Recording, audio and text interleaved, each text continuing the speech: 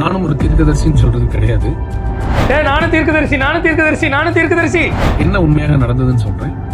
2021 இவருடைய சபையில பேசிட்டாங்க. 2026 தேர்தலில் தமிழக வரலாற்றில் முதல் முறையாக ஒரு பெயர் முதலமைச்சர் என்கிற லிஸ்ட்ல வரும். அந்த பெயர் வந்து ஜோசப் விஜய். 41 பேர் நர்சிங் செத்து போனாங்க. யாரை பார்க்க போனாங்க? இப்போ கடைசியா ஒரே ஒரு கன்க்ளூஷனுக்கு தானே வரணும். இவனுங்க யார்கிட்டையுமே ஆண்டவர் பேசல, எல்லாருமே பொய் சொல்லியிருக்காங்க அப்படின்ற கன்க்ளூஷனுக்கு தானே வரணும். Hello, this is John Jebaraj. அட ஹலோங்க, ரொம்ப நாளாக நீங்கள் இல்லாமல் கொஞ்சம் கலை இழந்து போச்சு. இப்போ நீங்கள் வந்திருக்கீங்க. அதுக்கும் ஏசிய ஆவடியில் உள்ள தாமஸ் ராஜுக்கும் என்ன சம்மந்தம்னு நிறைய பேர் ஒரு ஆவலாக பார்க்க வந்திருப்பாங்க. சீக்கிரமாக வாங்க, வீடியோக்குள்ளே போய் பார்க்கலாம். நிறைய வீடியோஸ் நான் பார்க்குறேன். குறிப்பாக அந்த பாஸ்டர்ஸ்லாம் வந்து இந்த பாஸ்டர் ஜோம் பண்ணாரு, இந்த பாஸ்டர் வந்து அன்னைக்கே ப்ரேயர் பண்ணி சொன்னாரு, ப்ரேயர்ல சொன்னாரு, அது மாதிரி நடந்துருச்சு. உங்கள் ஜெபங்களை பரலோகம் கேட்கும், அதுல எந்த மாற்றமும் இல்லை. ஊழியர்களின் ஜெபத்தை பரலோகம் கேட்டுதான் விஜய் வர வச்சதா? இப்போ அப்படின்னா பால் தினகரன், மோகன் சிலாசரஸ், இவங்க எல்லாரும் குறிப்பாக சிஎஸ்ஐயில் இருக்கிற மொத்த பேருமே டிஎம்கே ஸ்டாலின் தான் வரணும்னு பயங்கரமாக ஜெபம் பண்ணாங்களே, அவங்க ஜெபத்தெல்லாம் ஆண்டவர் கேட்கல. சாரி, உங்களுக்கு ஏதோ ஒன்று இருக்குல்ல பரலோகம், அது கேட்கல. ஆனால் இந்த பதிவை நான் போட காரணம், நானும் ஒரு தீர்க்கதரிசின்னு சொல்றது கிடையாது. நானும் தீர்க்கதரிசி பாரு, என் சர்ச்சை மக்கள்லாம் சொல்கிறாங்க நானும் தீர்க்கதரிசி, நான் ஒரு ரெவரண்டு அப்படின்னு சொல்கிறதுக்கு இல்லை. மக்களை நம்பிடுங்க. என்ன உண்மையாக நடந்ததுன்னு சொல்றேன். 2021 ஆண்டு 2021ல கிங்ஸ் ஜெனரேஷன் சர்ச் கோயம்புத்தூர்ல வச்சு ஒரு தீர்க்கதரிசியின் மூலமாய் தேவன் ஆல்ரெடி சபைக்கு பேசினார். 2021 சபையில, அதாவது இவருடைய சபையில பேசிட்டாங்க.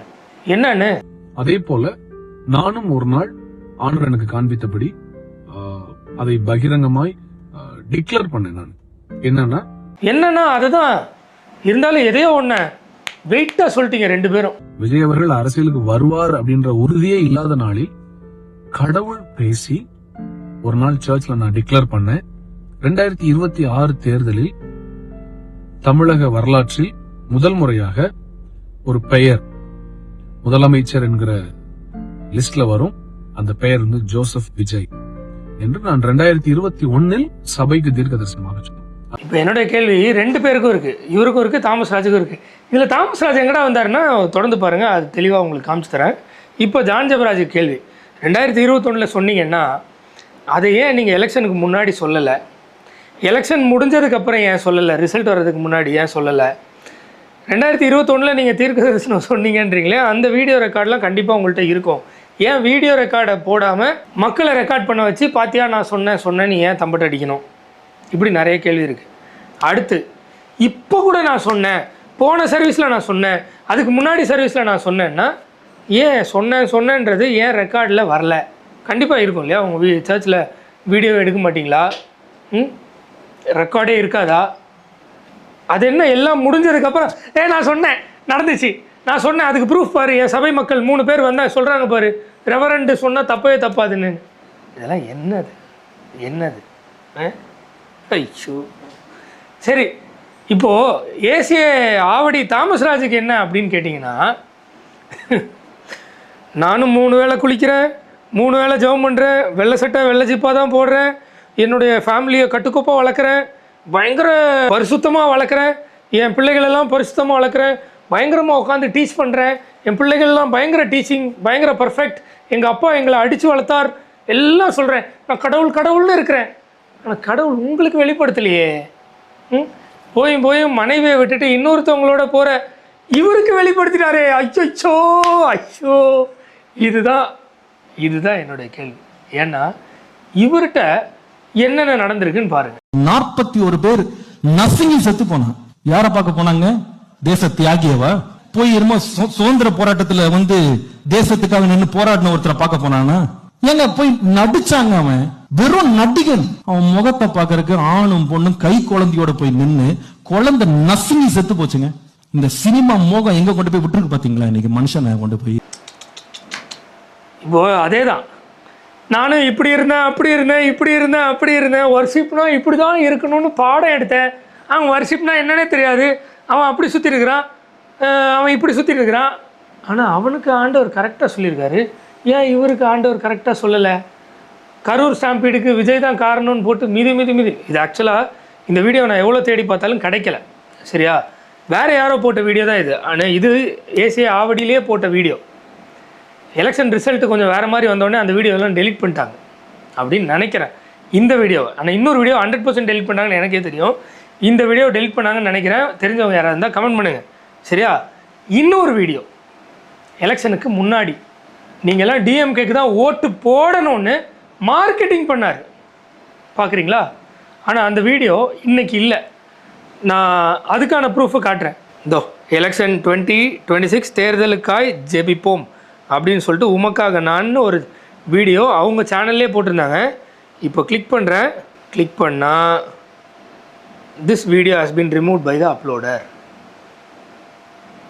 ஒரு ஸ்டேட்மெண்ட்டை, நான் சொன்ன ஸ்டேட்மெண்ட்டை உடனே டெலீட் பண்ணுறீங்கன்னா ஏன்?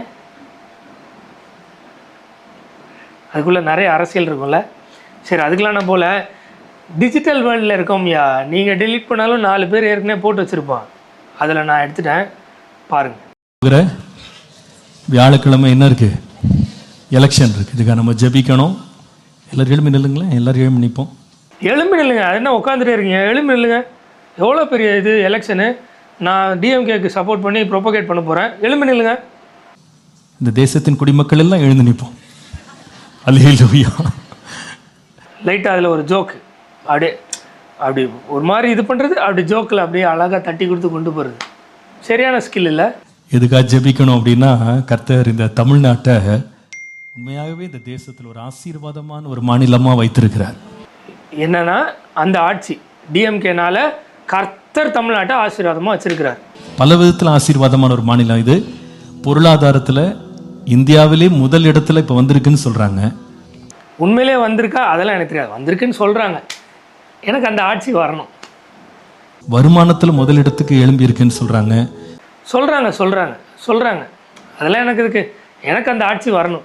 ஏன் தெரில, என்ன வேணா இருக்கலாம் ரீசன். அந்த 100 கோடி சர்ச்சு கட்டினதில் திருப்பி ஆட்சி மாறினா திருப்பி எல்லாருக்கும் ஏதாவது கொடுக்க வேண்டியது வரும்னு இருக்கலாம். என்ன வேணா இருக்கலாம். ஏன்னா அது வந்து ஒரு ஆர்கனைசேஷனாக போய் ஒரு மிகப்பெரிய லெவலுக்கு போயிடுச்சுன்னா எல்லாருக்கும் பயந்து தான் ஆகணும். வேதத்தின்படி கிறிஸ்தவனாக வாழ்ந்தா யாருக்குமே பயப்பட வேணாம். மடியில் கனம் இல்லை, எதுக்குமே பயம் இல்லை. ஆனால் அது ஆர்கனைசேஷன் ஸ்ட்ரக்சராக மாறி குடும்ப அரசியலாக மாறி அப்பாவுக்கு பிள்ளை, மகனுக்கு பிறகு மகனுக்கு பிறகு மகன் வந்துச்சுன்னா எல்லாருக்கும் பயந்தான் ஆகணும். வேலை வாய்ப்பில், வசதிகளில், பாதுகாப்பில் எல்லாத்துலேயும் முதல் மாநிலமாக இது முன்னேறி வந்து கொண்டிருக்கிறது. இந்த ஆட்சி முன்னேறி வந்து கொண்டு வாயில் சொல்ல மாட்டாங்க அது கூட, ஏன்னா அவங்களாம் புனிதமானவர்கள், அது சொல்லாமல் மார்க்கெட்டிங் பண்ணுவாங்க. இது வந்து உலக பிரகாரமாக மாத்திரம் இல்லை, ஆவிக்குரிய ரீதியிலேயும் இந்த மாநிலம், நம்முடைய மாநிலம் இந்தியாவுக்கே ஆசீர்வாதமாக இருக்கிறது. அதுக்கு காரணம் டிஎம்கே தான். நான் சொல்லலை, இவர் தான் சொல்லுவார். என்ன டிஎம்கேன்னு வாயை திறந்து சொல்ல மாட்டார், இந்த ஆட்சின்னு சொல்லுவார். இந்தியாவிலேயே அதிகமான ஆலயங்கள் இந்த தமிழ்நாட்டில் தான் இருக்கு. இந்தியாவிலேயே மிகப்பெரிய தேவாலயங்கள், மிகப்பெரிய கூடுகைகள் நம்ம தமிழ்நாட்டில் தான் இருக்கு. அதனால டிஎம்கேக்கு பார்த்து செஞ்சு விடுங்க. செஞ்சுட்டாங்க, பயங்கரமாக செஞ்சுட்டாங்க. அதுல ஒரு பெரிய ஆலயமாக இந்த தேசத்துக்கு கர்த்தர் நம்முடைய நிறுத்தி இருக்கிறார். சும்மா நிறுத்தினார். நேரடியாகவும் விசுவாசிகள் தமிழ்நாட்டில் கிறிஸ்தவ பணிகளால் ஆசீர்வதிக்கப்படுறாங்க. தேவனை அறியாத எத்தனையோ பேர் இந்த மாநிலத்தில் உள்ள ஹாஸ்பிட்டல்ஸ், ஸ்கூல்ஸ், ஹோம்ஸ், எத்தனையோ பொது சேவைகளால கிறிஸ்தவம் இந்த மாநிலத்துக்கு ஒரு ஆசீர்வாதமா மாறி இருக்கு. ஏன்னா இது காரணம் டிஎம்கே தான். அதனால டிஎம்கே ஓட்டு போடுங்க அப்படின்னு அவர் சொன்னாரா அப்படின்னு கேட்டிங்கன்னா, ஜென்யூனா நீங்கள் இது ஃபுல்லாக பாருங்கள், பார்த்தீங்கன்னா உங்களுக்கே புரியும். அதில் ரொம்ப முக்கியமானது என்னன்னா, இந்த மாநிலத்தில் இப்படிப்பட்ட தேவனுடைய பணிகள் நடப்பதற்கு ஒரு திறந்த வாசலை கர்த்தர் கிருபையா தந்திருக்கிறார். கரண்ட் ஆட்சியை சொல்றார், கர்த்தர் கிருபையாய் தந்திருக்கிறார். இந்த தேர்தல் இந்த வாசல் தொடர்ந்து திறந்தே இருக்கணும். நம்ம ஜெபிக்கணும்.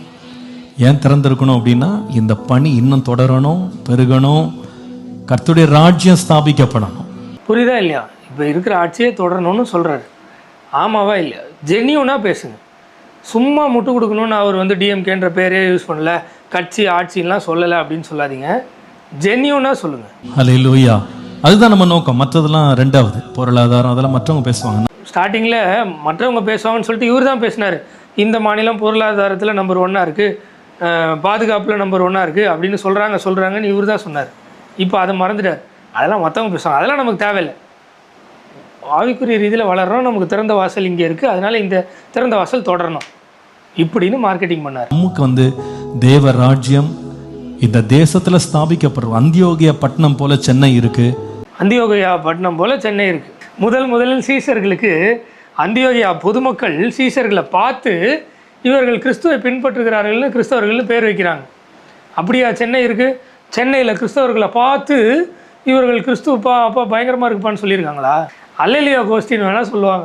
ஆண்டவர் கிருபையா இந்த மாநிலத்தை விசேஷம் ஆசீர்வதித்து பல லட்சக்கணக்கான ஆத்துமாக்களை ஆயிரமான ஊழியர்களை எழுப்பி இந்த மாநிலத்துக்கும் தேசத்துக்கும் தேவன் ஆசீர்வாதமா மாற்றி கொண்டிருக்கிறார். இதுக்கு இந்த எலெக்ஷன்லயும் ஒரு பங்கு இருக்குன்றதை மறந்துடாதீங்க. இதே ஆட்சி தொடரணும். ஒரு பக்கம் நாம ஊழியங்கள் விஸ்தாரமாகிறதும் தேவனுடைய ராஜ்யம் கட்டப்படுறதும் மகிழ்ச்சியா இருந்தாலும் இது அழியணும், நிக்கணும், ஒழியணும்னு ஒரு திட்டமும் சதியும் எழும்பி கொண்டிருக்கிறதுன்றதை மறந்துடாதீங்க.